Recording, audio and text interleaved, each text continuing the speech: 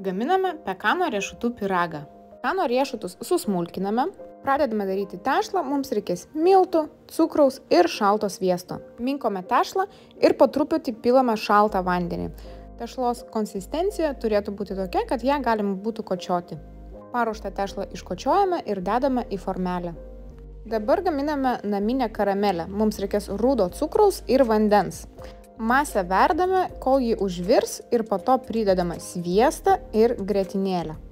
Verdame dar maždaug minutę ir pridedame šaukštelį druskos, kad būtų sūri karamelė.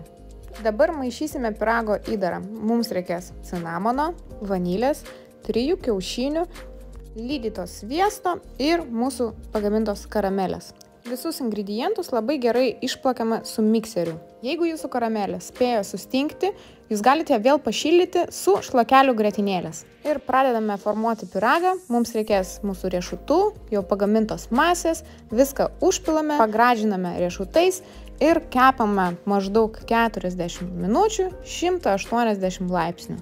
Skanaus!